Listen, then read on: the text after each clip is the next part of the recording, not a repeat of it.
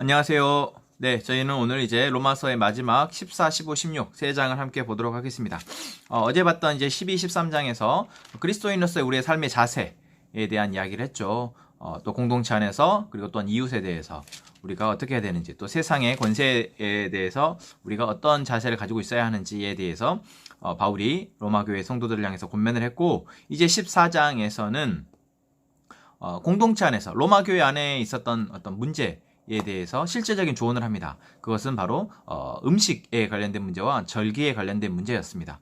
그것은 이제 로마 지역 자체가 어떤 우상을 숭배하는 문화가 횡행하였고, 또한 로마 교회 성도들 역시 구성원들이 유대교 출신들과 이방인 출신들이 섞여 혼재해 있었기 때문에 서로 살아왔던 관습과 문화가 달라서 어떤 문제가 생겼죠. 특히 유대인들은 자기들이 먹을 수 있는 음식과 먹지 않을 음식이 율법에서 규정되어 있었기에 그런 먹지 않아야 할 음식이 있었는데, 이방인들은 사실 그럴 필요가 없었죠. 그래서 아무 것이나 먹는데, 그런 문제를 가지고 이제 유대인 출신 그리스도인들이 어떤 판단하고 정죄하는 문제가 로마 교회 안에 있었습니다. 그러다 보니까 바울이 권면하는 것이죠. 믿음이 연약한 자를 너희가 받되 그의 의견을 비판하지 말라. 결국 이것은 믿음이 연약한 자와 믿음이 강한 자의 로 비유를 해서, 그러니까 음식을 먹냐 안 먹냐의 이건 문제는 율법의 문제이기 때문에 그것을 먹는 것으로 뭐 구원 받았냐 안 받았냐 이렇게 따질 것이 아니라, 이것은 믿음이 연약한 자와 믿음이 강한 자 연약의 문제이다. 결국 믿음이 연약하다라는 것은 내가 지금 내 삶의 스타일이나 어떤 문제 가운데에서 아직 자기가 스스로 어떤 하나님의 기준에서 삶을 살아내지 못하는 믿음이 연약한 자가 있고, 믿음이 강한 자는 사실 이미 대부분의 문제 가운데에서 그리스도인답게 살아가며, 사실 어떤 음식을 먹고 안 먹고 절기를 지키고 안 지키고의 문제가 아니라 이제 내가 그리스도인답게 이미 살아가고 있는 존재가 믿음이 강한 자이죠. 그래서 믿음이 연약한 자의 그런 음식을 먹는 문제나 음식을 안 먹는 문제, 또 절기를 지키는 문제, 절기를 안 지키는 문제, 이런 문제들, 또는 생활의 어떤 아직 정돈되지 못하는 생활 문제들에 대해서 그것을 비판하지 말라라는 것이죠. 왜요? 그들이 아직 연약하기 때문에 그렇다.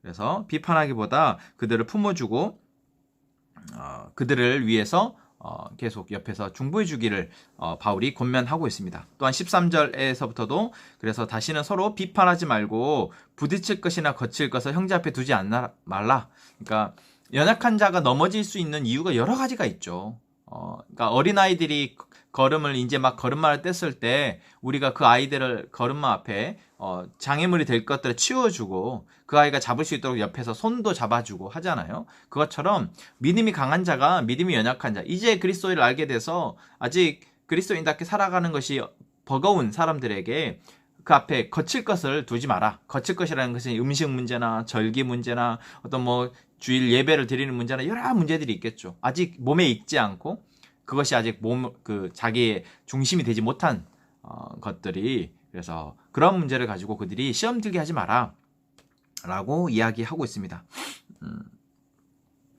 자, 그래서 17절에 하나님의 나라는 먹는 것과 마시는 것이 아니라 오직 성령 안에 있는 의와 평강과 희락이라. 그래서 그리스도를 섬기는 자는 하나님을 기쁘시게 하며 사람에게도 칭찬을 받느니라.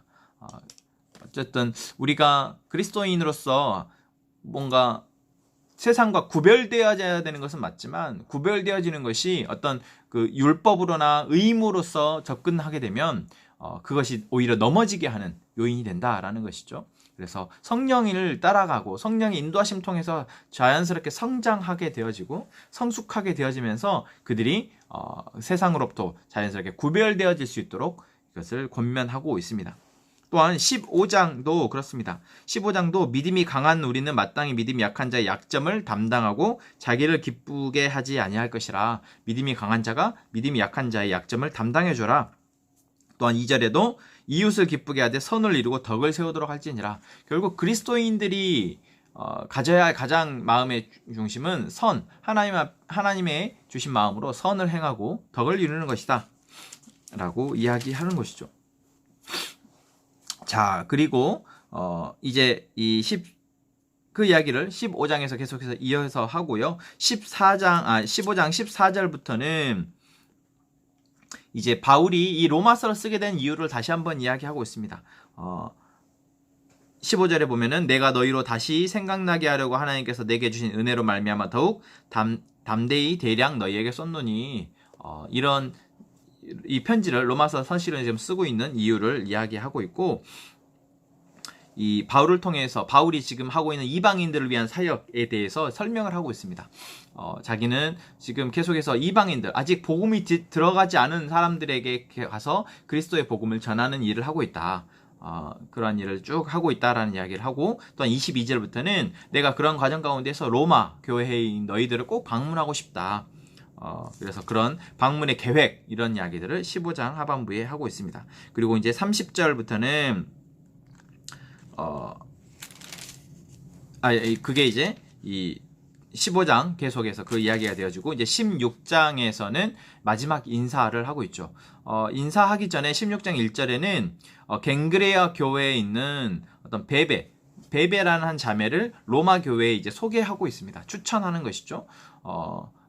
베베라는 자매가 로마로 이제 가게 되고, 그 로마 교회에서 그 베베를 자매를 잘 품어주기를 어떤 바라는 마음을 담아서 하고 있고, 3절부터는 이제 로마 교회에 있는 구성원들 가운데 바울이 잘 알고 있는, 바울의 동역자였던 브리스가와 아글라와 같은 사람, 바울의 여러 이제 그 사역 가운데에서 알게 되어지는 사람들을 가운데 로마 교회에 있는 사람들에게 안부 인사를 전합니다. 그게 15절까지 계속 이어지고 있죠.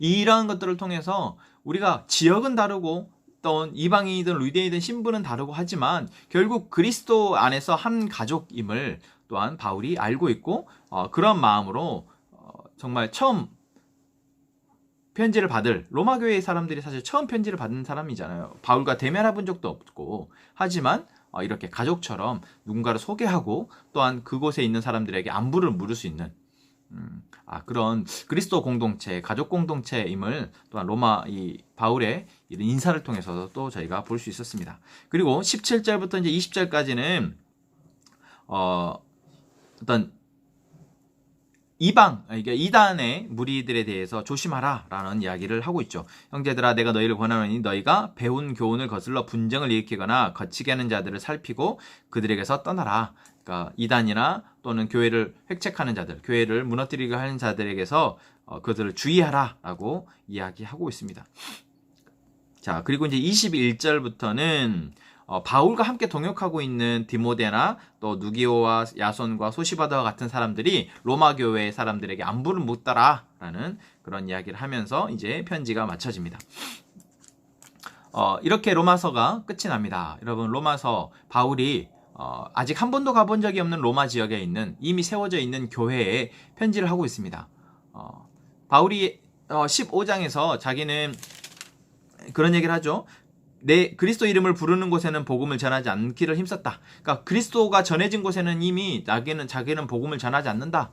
그래서 그리스도의 이름이 아직 전해지지 않은 곳만 복음을 전한다라고 했지만, 그것은 바울의 어떤 사명, 하나님께서 주신 사명이 전혀 미개척지에 가서 복음을 전하는 것이 하나님의 사명이었고, 또한 그러면서도 동시에 교회가 이미 세워진 교회, 로마 교회 같은 이런 교회 가운데 바울이 알고 있는 하나님의 복음, 이 복음을 계속해서 전파하고 가르쳐서 그들로 하여금 바르게 세워질 수 있도록 하는 것, 이런 부분들이 있다라는 거.